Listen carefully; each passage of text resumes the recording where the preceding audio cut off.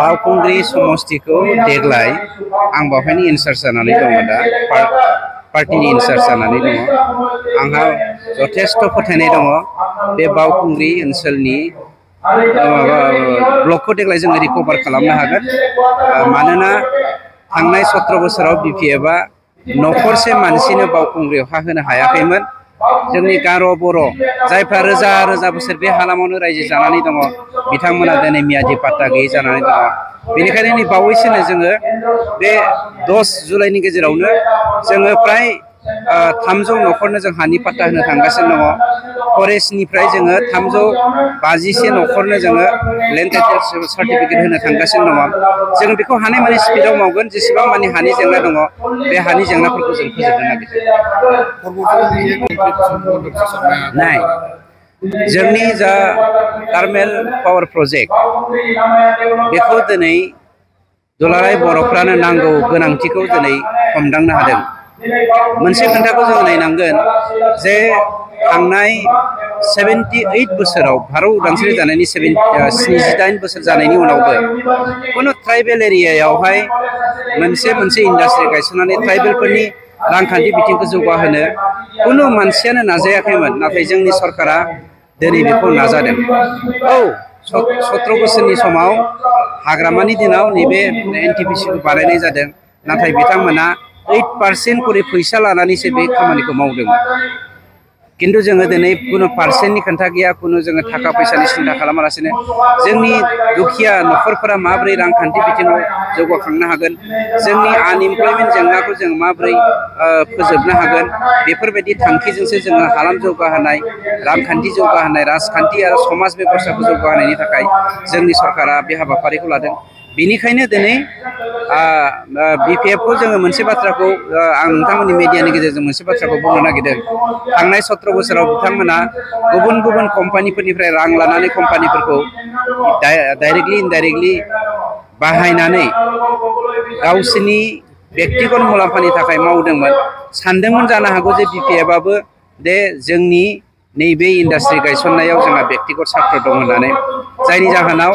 दाखालि बावैसो बिथांमोननि माखासे लिडारफ्रा बै कम्पानिफोरजों लेनदेन खालामनानै दा कमप्रमाइसआव फैगासिनो दङ आरो बिथांमोनानो दिनै पाग्लिजरा पार्ट 1 पार्ट 2 नि मानसिफोरखौ रिभलुसन खालामनाङा स्ट्राइक खालामनांगौ होननानै इनस्टिगेट खालामनानै मानसिखौ नारसोमनानै पेट्रल लुनानै लानायसिम अबस्थायाव लांदों किन्तु बिथांमोनानो दिनै गामि गामि थांनानै जेबो खालामनांला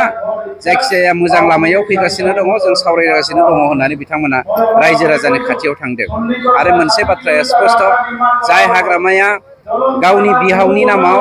3000 बिगानिख्रुइबो बांसिन फरेस्ट रिजार्भखौ दानफ्लंनानै साहा बागान खालामदों किन्तु पर्बतजरा ओनसोल बायदियाव बिगासेबो नखरसेबो मानसिनो बिगासेबो हानि पाट्टा होनो हायाखै बे मानसिया जोंनि मानसिफोरखौ जोंनि सोदोमस्रि गोनां बा आब्रुथि गोनां जोंनि बर' फिसाफोरखौ दिनै लोरबां खालामनो थाखाय जाबायदि इनस्टिगेसन खालामदों बे जोंनि थाखाय दुखुनांथाव बाथ्रा जिखियानो जाथों हाग्रामाया जियानो मावाथों जिखि इनस्टिगेट खालामथों जोङो मोनसे बाथ्राखौ स्पष्ट जे पर्बतजरानि हानि जेंनाखौ जों फोजोबनो थांगासिनो दङ दाखालि जोङो 1245 नखरनि हानि पाट्टाखौ होदों फैगौ 29 तारिखआव बे बैथि दाननि 29 तारिखआव जोङो 1500 नखरनो हानि पाट्टा होनो थाङो